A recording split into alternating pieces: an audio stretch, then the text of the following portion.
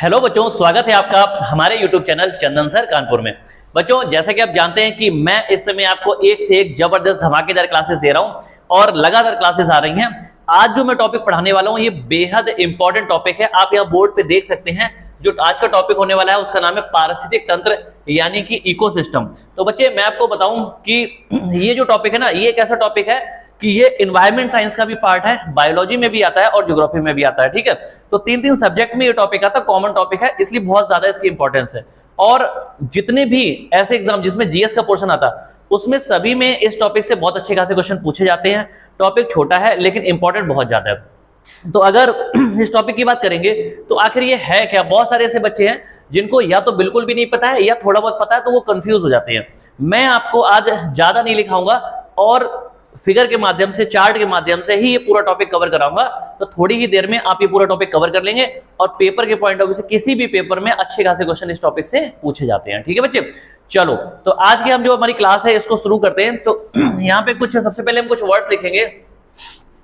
पहला वर्ड है बच्चा कि यहाँ पे एक शब्द है और इसको बोलते हैं पारिस्थितिक। ठीक है, पारिस्थितिकी ये लिख लेते हैं। ठीक है, पारिस्थितिकी। और इसको अगर हम इंग्लिश में बात करेंगे तो इस इंग्लिश में इसको बोलते हैं इकोलॉजी। ठीक है, क्या बोलते हैं? इकोलॉजी। अब देखो सब लोग ध्यान देंगे यहाँ पे पारिस्थितिक तंत्र यहाँ पे लिखा है, यहाँ पे इकोसिस्टम इंग्लिश में बोलते हैं, वहां पे पारिस्थितिकी लिखा है, इकोलॉजी बोलते हैं।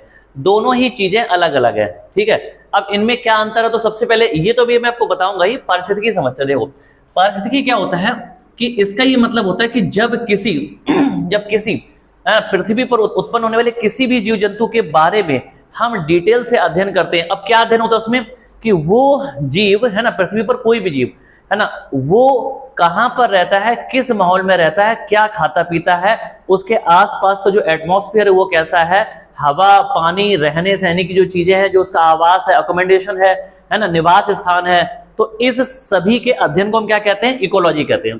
ठीक है, यानी कि किसी भी जीव जंतु है ना, किसी भी जीव जंतु के खाने पीने से लेकर रहने तक की उसकी जो जितनी भी आसपास की चीजें हैं उसकी अध्ययन को हम क्या कहते हैं? पारिस्थितिकी कहते हैं, यानी कि इकोलॉजी कहते हैं। इतनी बात समझ में आई? इसका एक एग्जांपल बताता हूं। जैसे हम लोग इंसान हैं, तो इंसान जो होता है वो क्या खाता है, क्या पीता है, कैसे माहौल में रहता है, उसको मौसम कैसा चाहिए, ठंडे मौसम में अच्छे से रह पाता है, गर्म मौसम में रह पाता है। ठीक है, हम कपड़े कैसे पहनते हैं, कैसे घरों में रहते हैं, कैसा माहौल है, जिंदगी जीने के लिए हमें क्या क्या चीजों की आवश्यकता है। तो ये सारी चीजों का जो अध्ययन है, स्टडी है, वो क्या कहलाता है? इकोलॉजी यानी कि पारिस्थितिकी कहलाता है। इतनी बात समझ में आ गई? ठीक है, आगे बढ़ते हैं। इसके बाद बच्चे दूसरा टर्म है स्व, ठीक है, पारिस्थितिकी।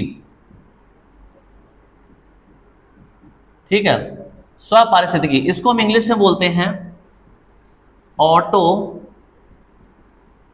इकोलॉजी। ठीक है, क्या बोलते हैं? Auto ecology. अच्छा, ऑटो इकोलॉजी में क्या होता है? ऑटो इकोलॉजी का मतलब है कि जब हम किसी निश्चित क्षेत्र में, ठीक है, जब हम किसी निश्चित क्षेत्र में रहने वाले एक ही प्रकार के जीव जंतुओं का अध्ययन करते हैं तो वो क्या कहलाता है? स्व पारिस्थितिकी या ऑटो इकोलॉजी कहलाता है। जैसे एक एग्जांपल है कि हमने कुछ जीव जंतु मान लिए और इनको हमने नाम दे दिया ए।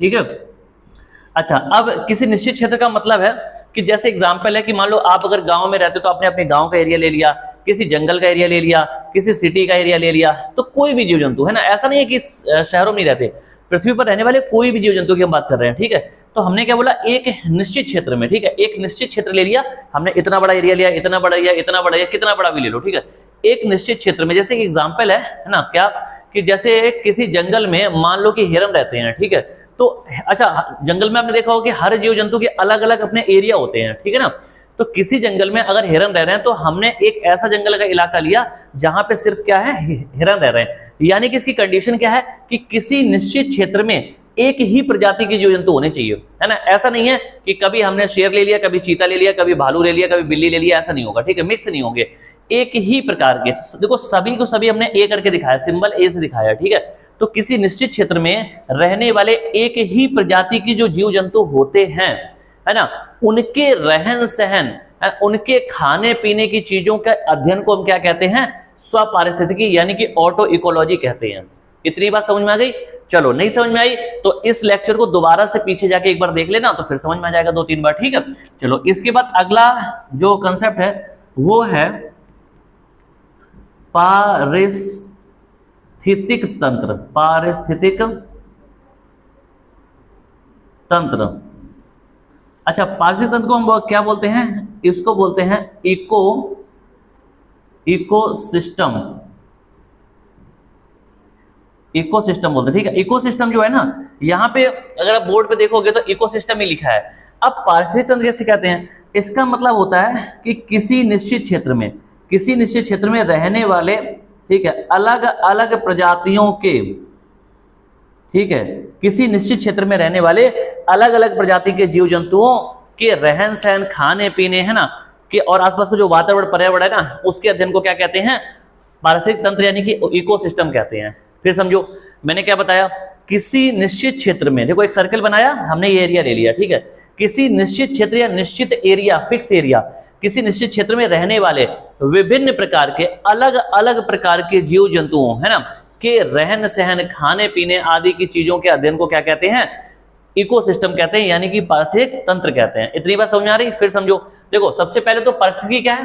पारिस्थितिकी यानी कि इकोलॉजी का मतलब होता है कि जब हम किसी भी पृथ्वी पर उत्पन्न होने वाले किसी भी जीव जंतु, है ना, के खाने पीने, रहन सहन के स्तर का अध्ययन करते हैं तो वो पारिस्थितिकी कहलाता है।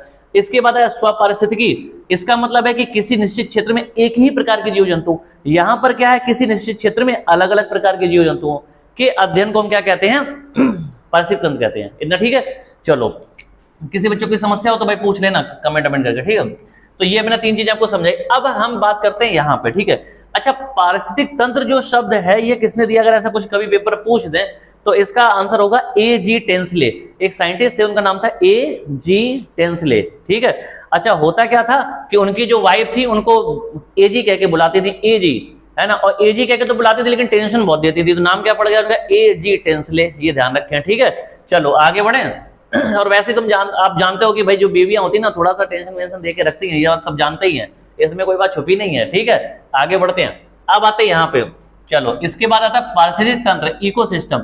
इकोसिस्टम की जब हम बात करते हैं बच्चे, ठीक है, तो सबसे पहले इसको 2 भागों में बांटा गया, ठीक है। इकोसिस्टम को सबसे पहले 2 भागों में बांटा गया,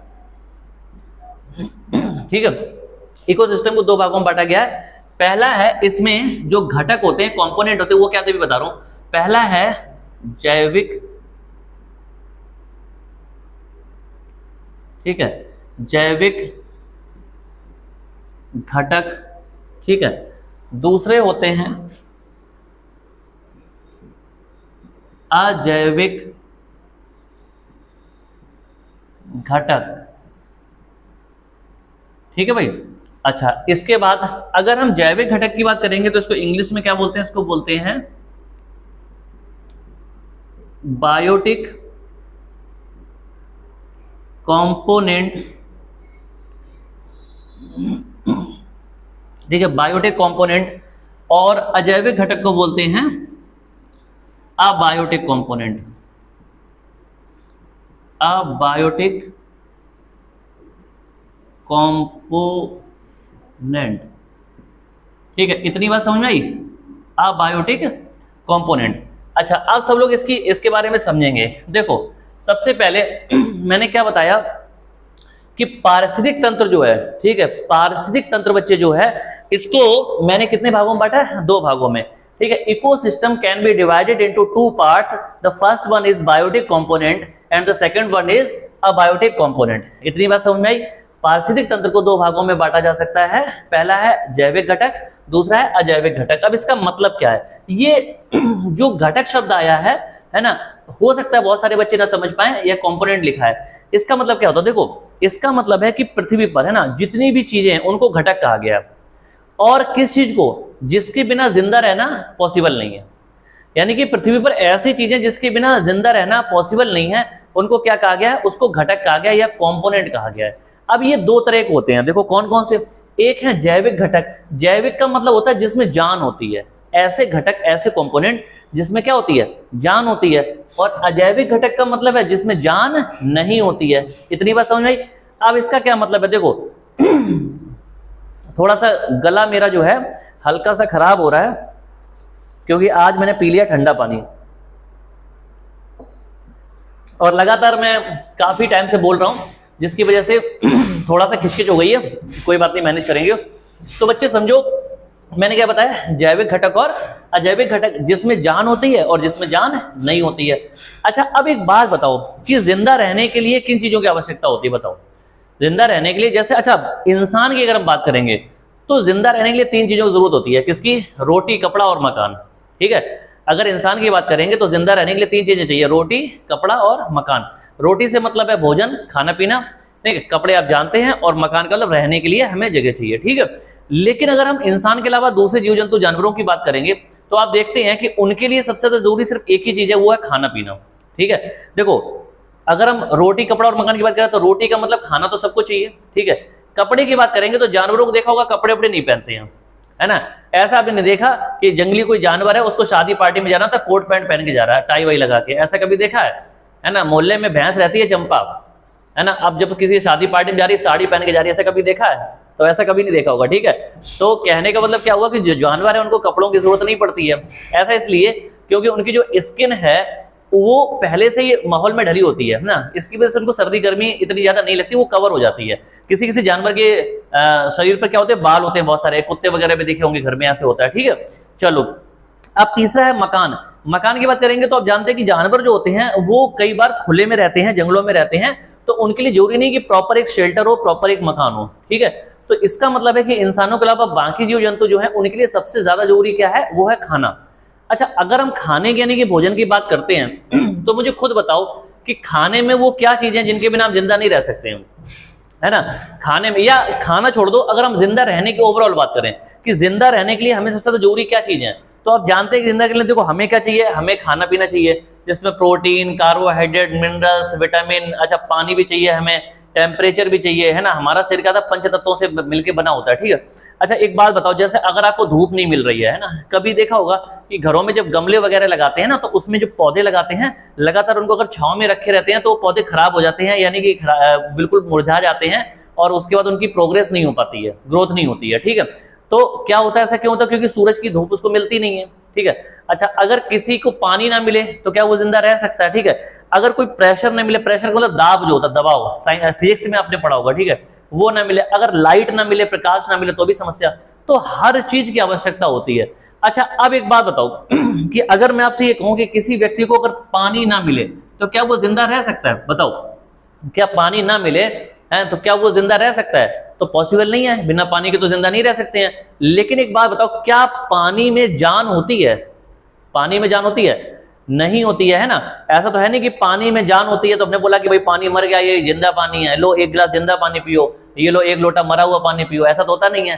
पानी में जान नहीं होती। अच्छा, लेकिन मैंने बताया ना कि जो पारिस्थितिक तंत्र है, इकोसिस्टम है, इसमें 2 तरह के घटक होते, कंपोनेंट होते हैं, जैविक और अजैविक, बायोटिक और अबायोटिक कंपोनेंट, ठीक है। इसका मतलब ये सारी वो चीजें हैं जो हमें जिंदा रहने के लिए जिनकी आवश्यकता होती है, जरूरत होती है।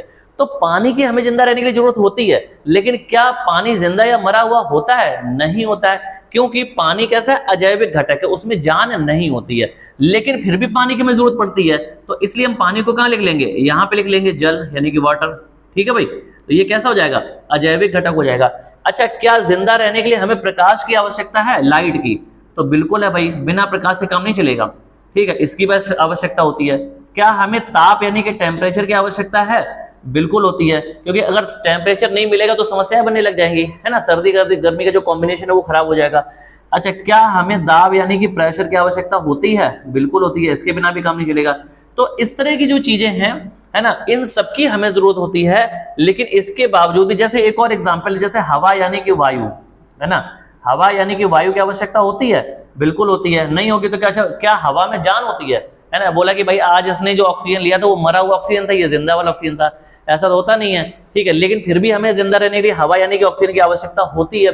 तो इसलिए बच्चे कि इस तरह की जो चीजें हैं इनकी जरूरत हमें होती है जिंदा रहने के लिए, लेकिन इनमें फिर भी जान नहीं होती है। इतनी बात क्लियर हो गई? तो इनको हम क्या कहेंगे? इनको कहेंगे अजैविक घटक यानी कि अबायोटिक कंपोनेंट। ठीक है, उम्मीद कर रहा हूं कि आपको समझ में आ रहा होगा, अगर कोई दिक्कत हो तो बता देना। ठीक है, चलो फिर आगे बढ़ते हैं। अब आते हैं इस पे जैविक घटक।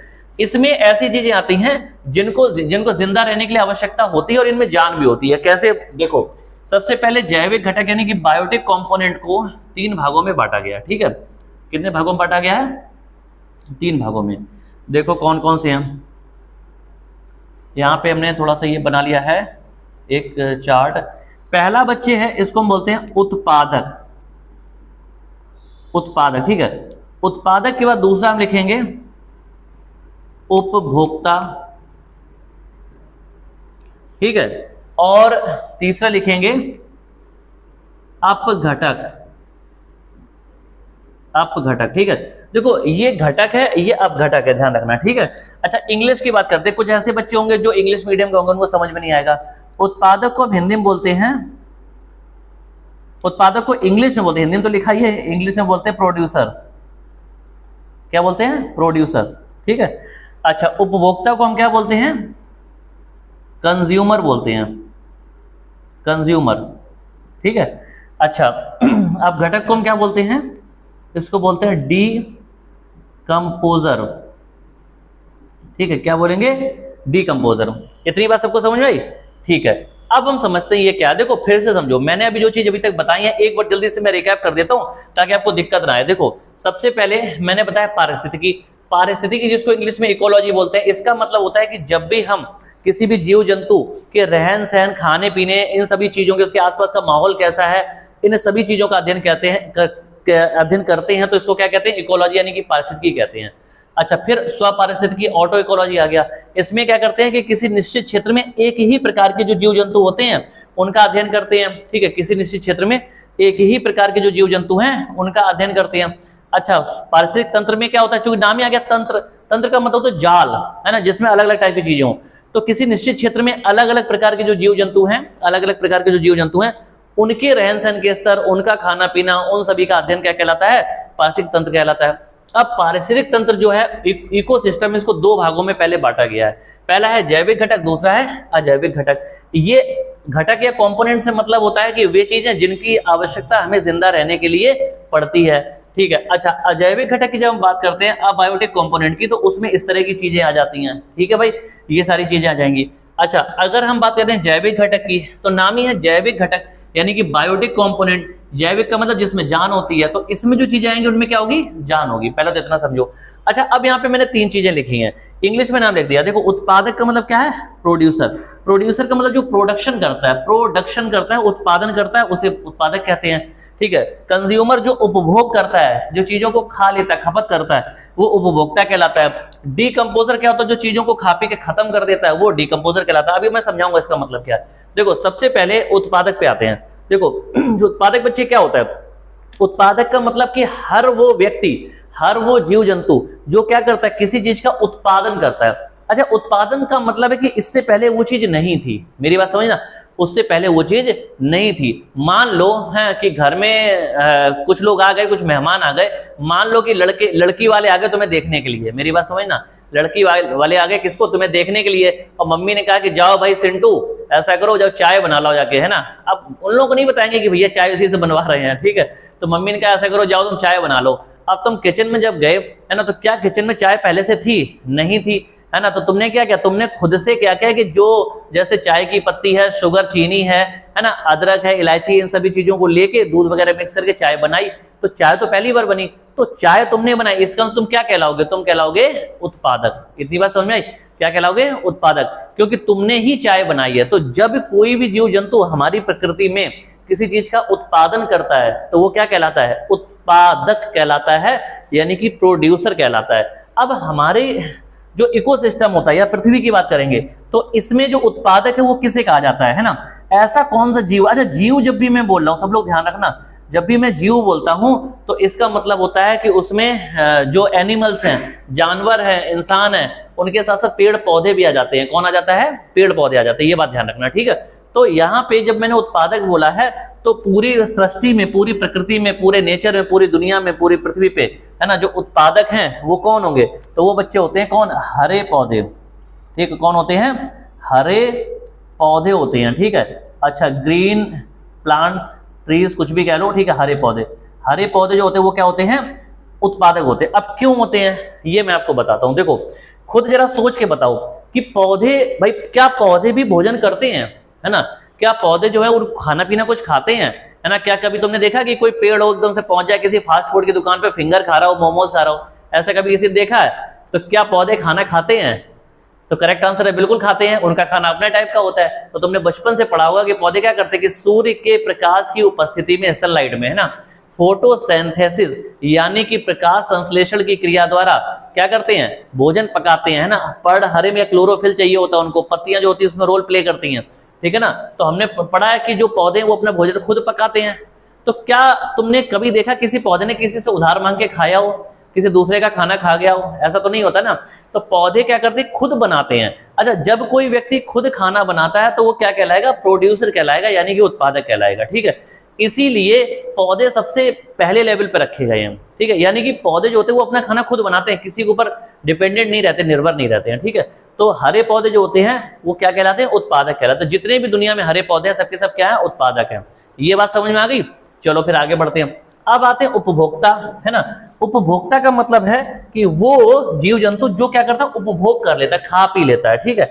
अब इसको 3 भागों में बांटा गया है। यहाँ पे थोड़ी सी जगह की कमी है, चलो मैं कोशिश करता हूं। इसको 3 भागों में बांटा गया है, यहाँ पे ऐसे लिख लेते हैं, ठीक है। 3 भागों में कौन कौन से हैं? उपभोक्ता जो पहला है, यहाँ पे थोड़ी सी मैं लाइन कर दे रहा हूं जिससे क्लियर हो जाए। पहला है प्राथमिक उपभोक्ता, प्राथमिक, ठीक है, उपभोक्ता। यहां पे लिख देता हूं द्वितीयक, द्वितीयक उपभोक्ता। फिर मैं लिख देता हूं तृतीयक उपभोक्ता। अब इसका क्या मतलब, सब लोग ध्यान रखें। देखो, उपभोक्ता जो होते हैं इनको इंग्लिश में कंज्यूमर कहते हैं, ठीक है। अच्छा, ये 3 तरह के होते हैं। पहला है प्राथमिक, देखो प्राथमिक यहां लिखा है, उपभोक्ता ऊपर लिखा है, तो प्राथमिक उपभोक्ता, द्वितीयक उपभोक्ता, तृतीयक उपभोक्ता। इंग्लिश में बात करेंगे तो प्राइमरी कंज्यूमर, सेकेंडरी कंज्यूमर और टर्शरी कंज्यूमर, ठीक है। तो चूंकि यहाँ पे जगह थोड़ी सी कम है इसलिए मैं इंग्लिश में नहीं लिख रहा हूं, लेकिन आपको मैंने बता दिया, ध्यान रखना, ठीक है। तो अगर हम हिंदी में बात करेंगे तो प्राथमिक उपभोक्ता, द्वितीयक उपभोक्ता और तृतीयक उपभोक्ता। इंग्लिश में बात करेंगे तो प्राइमरी कंज्यूमर, सेकेंडरी कंज्यूमर और टर्शरी कंज्यूमर। इतनी बात क्लियर है? चलो अब देखो, यहाँ पे क्वेश्चन है कि भाई उत्पादक और उपभोक्ता में अंतर क्या है? ये उपभोक्ता होता क्या है ना। या हम अगर इंग्लिश में बोलेंगे तो कंज्यूमर क्या होता है, ठीक है। उपभोक्ता जो शब्द उसका मतलब जो उपभोग करता है, यानी कि चीजों का इस्तेमाल करता है, ठीक है। अगर मैं आपसे पूछूं कि what's the difference between producer and consumer, तो आप क्या बताओगे? मैंने आपसे पूछा उत्पादक और उपभोक्ता के बीच में क्या अंतर है, तो इसका एक एग्जांपल देता हूं। देखो, जैसे हुआ क्या कि मेरी बात समझना, मान लो कि तुम बड़े शरारती हो, है ना, और तुम बहुत बड़े क्या हो? पेटू हो, है ना। तुम बहुत बड़े क्या हो? पेटू हो। तुम्हें कोई चीज तुमसे मंगाई जाती मार्केट से, तुम आधी तो पहले खुद ही खा लेते हो। तो तुम्हारी हरकतों की वजह से क्या है कि घर में जो है मम्मी ने कोई चीज खाने पीने की नहीं मंगाई, छोड़ी नहीं है ना, क्योंकि जानते हैं वो कि अगर कोई चीज खाने पीने घर में रखोगे तुम साफ कर दोगे, बचेगी नहीं। तो अब हुआ क्या कि घर में आ गए भाई मेहमान, बात समझना, घर में मेहमान आ गए। अब समस्या ये बन गई कि जब मेहमान घर पे आए, है ना, घर में तो भाई कोई व्यवस्था है नहीं खाने पीने की। अब मेहमान के जो मेहमान आए उनके सामने नाक कट जाएगी, समस्या बन जाएगी। तो मम्मी ने तुमसे कहा कि भाई ऐसा करो, दौड़ के जाओ और मोहल्ले में जो गुप्ता जी की दुकान है वहां से थोड़ी सी नमकीन ले आओ, है ना। और मम्मी ने कहा ऐसा करो, जाओ 100 ग्राम नमकीन लेके आना, है ना, 100 ग्राम नमकीन लेके आना। ऐसा मम्मी ने क्यों बोला? मम्मी ने इसलिए बोला कि अगर नमकीन ज्यादा मंगा लेंगे तो बची रहेगी, तो फिर साफ कर दोगे। तो उन्होंने कहा सिर्फ 100 ग्राम लेके आओ, है ना, मेहमान आए हो, इतने में काम चल जाएगा, बस खत्म काम, फिर बाद में क्या करना। अब हुआ क्या कि भैया तुम नमकीन लेने गए, मम्मी ने कहा कि नमकीन हो जाएगी, उसके बाद चाय दे देंगे, बस काम हो जाएगा, है ना। रोज वाले मेहमान आना जाना लगा रहता है, कहां से रोज बढ़िया नाश्ता करा पाएंगे, महंगाई का जमाना है, ठीक है। तो अब क्या हुआ कि ऐसा कहा, तो तुमने क्या किया कि तुम नमकीन लेने गए गुप्ता जी की दुकान से, ठीक है। तो गुप्ता जी की दुकान से तुमने नमकीन खरीदी और इसके बाद तुम लेके घर पे आ गए, ठीक है। तो पहली तो ये कंडीशन होगी कि तुमने उससे कुछ भी लिया नहीं, है ना, नमकीन चुपचाप से ली और घर पे मम्मी को दे दी, तो यहाँ पे तो तुम उपभोक्ता नहीं कहलाओगे। लेकिन मान लो कि अगर तुमने उस नमकीन से क्या किया, गुप्ता जी की दुकान पे निकाल के थोड़ी सी हाथ में रखी और ऐसे करके खा गए, और तुमने क्या 90 जो 100 ग्राम नमकीन थी उसमें 10 ग्राम तुम खुद ही खा गए, 90 ग्राम नमकीन तुमने कहा पहले मैं खुद ही खा लूं बाद में देखा जाएगा मेहमानों को, है ना। तो तुमने क्या किया कि 100 ग्राम में से 90 ग्राम जो नमकीन थी वो तुम घर पे ले गए, मम्मी को दे दी, मम्मी को क्या पता चलेगा भाई कितनी है, ठीक है, तो तुमने ये कर लिया। अब तुमने देखो क्या किया, तुमने उस नमकीन को वहीं पे लेके चुपचाप रास्ते में खा ली, ठीक है, तो तुमने क्या किया, उस नमकीन का उपभोग कर लिया। तो इस वजह से तुम क्या कहलाओगे, तुम कंज्यूमर कहलाओगे, ठीक है, कंज्यूमर, ठीक है, यानी कि तुमने उपभोग कर लिया। अच्छा, यहाँ पे कस्टमर और एक वर्ड होता है कस्टमर। देखो उत्पादक तो वो होता है जो उत्पादन करता है ना। मान लो किसी व्यक्ति ने वो नमकीन बनाई होगी तो वो क्या कहलाएगा, उत्पादक कहलाएगा, यानी कि प्रोड्यूसर कहलाएगा। तुमने क्या किया, तुमने नमकीन को खरीदा, भाई खाने से पहले क्या किया, खरीदा। तो देखो जब कोई चीज हम खरीदते हैं तो हम ग्राहक कहलाते हैं, क्या कहलाते हैं, ग्राहक। अगर आप मार्केट से कोई चीज लेते हैं तो आप ग्राहक कहलाओगे, और ग्राहक को इंग्लिश में क्या बोलते हैं, कस्टमर बोलते हैं, है ना। कस्टमर क्या होता है, जो कष्ट से मर जाए, है ना, भाई कस्टमर को कष्ट ही कष्ट होते हैं, कोई ना कोई समस्या बने तो जो कष्ट से मर जाए वो कस्टमर, ठीक है। तो कस्टमर का मतलब होता है ग्राहक। जब हम कोई चीज खरीदते हैं तो हम ग्राहक होते हैं, और जब हम उस चीज का यूज कर लेते हैं तो हम क्या हो जाते हैं, कंज्यूमर हो जाते हैं, उपभोक्ता हो जाते हैं। तो जब आपने गुप्ता जी की दुकान से नमकीन खरीदी तो आप क्या क्या बन गए, कस्टमर बन गए। आपने वो नमकीन आके चुपचाप से मम्मी को दे दी तो आप सिर्फ कस्टमर ही थे, लेकिन जैसे ही आपने उस नमकीन से कुछ हिस्सा खा लिया वैसे आप क्या बन गए, उपभोक्ता नहीं कि कंज्यूमर भी बन गए, ठीक है, इतना क्लियर है। तो कंज्यूम करना यानी कि उपभोग करने का मतलब है किसी चीज का इस्तेमाल करना, उसको खा लेना या यूज करना, ठीक है। तो कंज्यूमर या उपभोक्ता जो होते हैं ये तीन तरह के होते हैं हम, ठीक है। अच्छा, नाम में ही लिखा है कंज्यूमर या उपभोक्ता, इसका मतलब ये तीनों क्या करेंगे, उपभोग करेंगे, ये प्रोडक्शन नहीं करते। देखो यहाँ पे क्या है, प्रोड्यूसर यानी कि उत्पादक जो ये प्रोडक्शन कर रहा है ना, लेकिन ये लोग क्या करते हैं, प्रोडक्शन नहीं कर रहे हैं, ये बना बनाया खाते हैं। अब देखो कैसे, मैं आपको बताऊं, देखो यहाँ पे समझेंगे कि मैंने बताया कि उत्पादक में कौन आते हैं, हरे पौधे आते हैं। हरे पौधे क्या करते हैं, अपना भोजन स्वयं बनाते हैं। अब जो प्राथमिक उपभोक्ता होते हैं, प्राइमरी कंज्यूमर होते हैं, ये खुद खाना नहीं बनाते अपने, ये क्या करते हैं, ये हरे पौधों को खा जाते हैं, ठीक है, ये क्या करते हैं, हरे पौधों को खा जाते हैं। अब खुद बताओ कि ऐसे कौन से जीव हैं जो हरे पौधों को खाते हैं। तो इसमें यहाँ पे कुछ एग्जाम्पल मैं लिख लेता हूं, जैसे मैंने लिखा गाय, भैंस, ठीक है, बकरी, गाय, भैंस, बकरी। अच्छा, ये क्या चीज है, ये एग्जाम्पल है, ऐसा नहीं है कि दुनिया में तीन ही जानवर है, बहुत सारे हो सकते हैं, हिरण हो सकता है और भी हो सकते हैं, खरगोश होता है ना। तो जितने भी हम ऐसे जीव जंतु रखेंगे इसमें, प्राथमिक उपभोक्ता में ऐसे जीव जंतु रखेंगे जो क्या खाते हैं, जो हरे पौधे घास फूस खाते हैं। कुल मिला के हम कह सकते हैं फसलों पे या हरे पौधों पे निर्भर करते हैं, रहते हैं, ठीक है। अब एक एग्जाम्पल है, खुद सोचो, जैसे अगर ऐसे जीव जंतु जो कि हरे पौधे सिर्फ खाते हैं और कुछ नहीं खाते, ये लोग क्या करते हैं, इनको खाते हैं, तो सीधी सी बात, ये कैसे होंगे, वेजिटेरियन होंगे, यानी कि शाकाहारी होंगे। तो हम कह सकते हैं कि प्राथमिक उपभोक्ता वे होते हैं जो शाकाहारी होते हैं, ठीक है। शाकाहारी का मतलब जो शाक सब्जी खाते हैं, है ना, पेड़ पौधे फसलें खाते हैं। अच्छा, बहुत सारे इंसान भी हैं, बहुत सारे ऐसे इंसान हैं जो शाकाहारी होते हैं, तो शाकाहारी अगर है तो वो भी इसी कैटेगरी में आएंगे। तो गाय, भैंस, बकरी क्या खाते हैं, चारा, हरी जो घास है, ये सब चीजें खाते हैं ना। तो ये किस पे निर्भर करते हैं, इस पे। कभी तुमने देखा कि किसी भैंस ने या गाय ने अपना खाना खुद बना लिया हो, बोला आज बाहर डिनर नहीं करेंगे, आज घर पे खाना बनाते हैं, ऐसा तो होता नहीं है। तो ये खुद नहीं बनाते, इसीलिए वो उपभोक्ता नहीं कहलाते हैं। ये क्या करते हैं, ये डिपेंड रहते हैं इन पे, है ना, निर्भर रहते हैं, इसकी वजह से इनको क्या कहा जाता है, प्राथमिक उपभोक्ता कहा जाता है। इतनी बात क्लियर हो गई। अच्छा, अब आते हैं द्वितीयक उपभोक्ता। इसमें बच्चे वे आ जाएंगे जो इन पे निर्भर रहेंगे, ठीक है। इसमें ऐसे जीव जंतु आ जाते हैं जो इनको मार काट के खा जाते हैं। अब इसमें क्या हो सकता है, जैसे लोमड़ी होगी, ठीक है, लोमड़ी। इसके अलावा जैसे एक सियार होता है, सियार, जयकाल सुना, जयकाल इंग्लिश में सियार, ठीक है। इसके अलावा जैसे मैंने बोला मोर, मोर जो होती है ना, वो भी कीड़े मकोड़े इस तरह की चीजें, सांप आप सब खा जाता मोर, ठीक है। तो ये आ जाएंगे, ये बात सबको समझ में आ गई। तो ये जो द्वितीयक उपभोक्ता है यानी कि सेकेंडरी कंज्यूमर हैं, ये क्या करते हैं, इन पहले वालों को खा जाते हैं, इतना ठीक है। अच्छा, इंसान भी इसमें आ जाता है, इंसान इसमें भी आता है और इसमें भी आता है ना, क्योंकि बहुत सारे लोग कैसे होते हैं, वेजिटेरियन होते हैं, तो वो क्या करते हैं, इसमें क्या आ जाएंगे, प्राथमिक उपभोक्ता में, क्योंकि वो घास फूस खा के काम चलाते हैं। घास फूस से मतलब है कि जो फसलें हैं, जो खेतों में उगने वाली चीजें, वो, ठीक है। अच्छा, इसके बाद द्वितीयक उपभोक्ता में यहां पर इंसान क्यों आएगा, जब इंसान नॉनवेज खाता है। बहुत सारे इंसान है जो क्या करते हैं कि मुर्गा, बकरा, भैंसा, इनका जो मीट होता है वो खाते हैं। तो ये बात समझ में आ गई। अच्छा, अब तृतीयक उपभोक्ता में कौन आएगा बच्चे? इसमें आते हैं कौन, यानी कि इसमें वे जीव जंतु जानवर आएंगे जो इनको भी खा जाते हैं, इनको भी खा जाते हैं, ठीक है। तो इसमें फिर सोचो कौन आएगा, जैसे शेर, शेर सबको खा जाता मार मोर के ना, चीता, ठीक है, तेंदुआ, तेंदुआ, ठीक है, इस तरह के जीव जंतु। तो ये सारे के सारे क्या हैं? अब देखो उत्पादक में हरे पौधे आएंगे जो अपना खाना खुद बना रहे, प्राथमिक उपभोक्ता वे होंगे जो हरे पेड़ पौधे खाएंगे, द्वितीयक वाले पहले वालों को खा लेंगे, ये वाले इन सब दोनों को खा लेते हैं, इस तरह से ध्यान रखेंगे अपने से पहले वाले को। अच्छा, उम्मीद कर रहा हूं कि सबको इतनी बात समझ में आ गई होगी। चलो अब देखो, अब आते हैं डीकंपोजर पे। डीकंपोजर बच्चे क्या आता है? इसमें जैसे आता है कवक। अब ये क्या होता है अभी मैं बता रहा हूं, कवक। कवक को इंग्लिश में क्या बोलते हैं? फंगस होता है, ठीक है, फंगस। अच्छा, या फंजाई भी बोल सकते हैं इसको। अच्छा, इसके अलावा जैसे जीवाणु, जीवाणु को बोलते हैं बैक्टीरिया, है ना।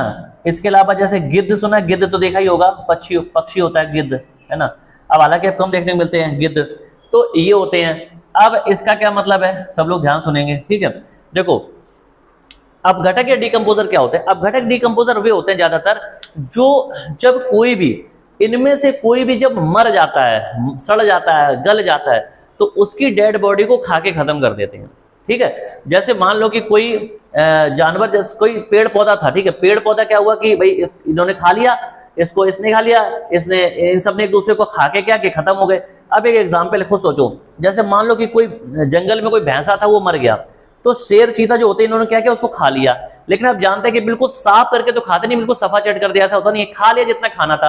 अब कई बार थोड़ा बहुत मांस जो है वो छोड़ देते हैं, हड्डियों में लगा रह जाता है, तो वो क्या होगा, सड़ेगा गलेगा, तो क्या होगा कि फिर दुर्गंध फैलेगी, बीमारियां फैलेगी, समस्या बनेगी। तो वो जो पूरी तरह से जब खत्म करते हैं ना, तो वो कौन करते हैं? अपघटक। अपघटक क्या करते हैं, ये जो मैंने एग्जांपल लिखे हैं, ये बिल्कुल पूरी तरह से खा के और मिट्टी में कन्वर्ट कर देते हैं। मिट्टी, जैसे गिद्ध होता है ना, गिद्ध जो है जब किसी भी जीव जंतु जानवर को खाता है तो वो पूरी तरह से चाट के खाता है ना। जैसे तुम लोग हो, जैसे मान लो कोई मार्केट से कोई फास्ट फूड लेके आए, है ना, और तुमने क्या है उसमें चटनी उटनी नहीं लगी होती, चटनी को एकदम से ऐसे लगा के एकदम से बढ़िया तरीके से, कुछ लोग देख के खाना, थाली वाले में कोई चीज खा रहे, मैगी खा रहे, पहले तो चम्मच से खा ली, कांटे से खा ली, है ना, सब खा लिया, बाद में ऐसे करके ऐसे करके ऐसे करके चाट के खा लेते, पूरा साफ कर देते हैं, ठीक है। तो ये चीज ध्यान रखें। तो जैसे जिस तरह से तुम लोग चाट के बिल्कुल खत्म कर देते हैं ना अपनी फेवरेट चीजों को, वैसे ही क्या होता है कि ये कवक, जीवाणु और गिद्ध जो होते हैं ना, ये लोग भी क्या करते हैं कि ये सड़े गले मरे हुए पेड़ पौधे, जीव जंतु, है ना, जो बिल्कुल लास्ट में बचते, जिसका कोई नहीं खा रहा, कोई नहीं छू रहा, उनको खा पी के पूरी तरह से खत्म कर देते हैं, ठीक है, सफा चट कर देते हैं, और उनको खाने के बाद मिट्टी में कन्वर्ट कर देते हैं, है ना। यानी कि कहते हैं ना कि हमारा शरीर मिट्टी से बना है, तो मिट्टी में ही मिल जाता है। तो ये, अच्छा, इनको प्रकृति का सफाई कर्मचारी भी कहा जाता है। ऐसा इसलिए कि अगर ये नहीं होंगे तो प्रकृति में इतनी सफाई नहीं रह पाएगी, समस्या बनेगी। तो जब खा पी के सब लास्ट में जो कचरा बचता है ना, वो ये लोग साफ कर देते हैं, ठीक है। तो इसलिए इनको डीकंपोजर या फिर अपघटक कहा जाता है। इतनी बात समझ में आ गई, ठीक है। तो ये जो टॉपिक था बच्चे पूरा मैंने आपको कंप्लीट कराया। पहले मैंने आपको बताया कि पारिस्थितिकी क्या होता है, स्वपारिस्थितिकी क्या होता है, पारिस्थितिक तंत्र क्या होता है। फिर मैंने आपको बताया कि पारिस्थितिक तंत्र यानी कि इकोसिस्टम को दो भागों में बांटा गया है। इसमें पहला वाला जो भाग है उसके 3 पार्ट होते हैं, उत्पादक, उपभोक्ता और अपघटक, ठीक है। उत्पादक में हरे पौधे आते हैं, उपभोक्ता को 3 भागों में फिर से बांट दिया गया, प्राथमिक, द्वितीयक और तृतीयक, प्राइमरी, सेकेंडरी और टर्शरी। फिर इसके बाद अपघटक आते हैं, इनको सफाई कर्मचारी कहा जाता है। इस तरह से पूरा जो चैप्टर है मैंने कवर किया, ठीक है बच्चे। तो आज की जो क्लास है इसमें मैंने ज्यादा आपको लिखाया नहीं है, मैंने आपको चार्ट के माध्यम से, है ना, पूरा समझाने की कोशिश की है। चैप्टर बहुत इंपॉर्टेंट है, ध्यान से देख लें। इस तरह क्वेश्चन बहुत पूछा था, जैसे एक क्वेश्चन पूछ लेते हैं कि हमारी पृथ्वी पर सबसे बड़ा पारिस्थितिक तंत्र कौन सा है, इकोसिस्टम, तो उसका आंसर क्या होगा, महासागर होगा या जलमंडल होगा, ठीक है। महासागर सबसे बड़ा क्या है, पारिस्थितिक तंत्र है, ये बात ध्यान रखें, ठीक है। और अगर कहा जाए कि पारिस्थितिक जो शब्द है ये किसने दिया, पारिस्थितिकी शब्द किसने दिया, देखो ये शब्द तो एजी टेंसले ने दिया, ये किसने दिया, तो इसके बारे में चर्चा चलती है अर्नेस्ट हैकल और रीटर की, ये 2 वैज्ञानिक थे, इन्होंने इसके बारे में बताया, ठीक है बच्चे। तो ये टॉपिक जो है ये छोटा सा टॉपिक मैंने आपको पढ़ाया, लेकिन बहुत जबरदस्त टॉपिक है, इंपॉर्टेंट है, इसको ध्यान से देख लेना। एक बार में अगर क्लियर ना हुआ तो इसी लेक्चर को पीछे जाके दोबारा से फॉरवर्ड करके देख लेना, पूरा चला के प्ले करके, ठीक है। तो इसी तरह की बेहतरीन क्लास के लिए मैं आपसे जल्दी फिर मिलूंगा बच्चे, ठीक है। तब तक के लिए पढ़ते रहें। नमस्कार बच्चों, जय हिंद।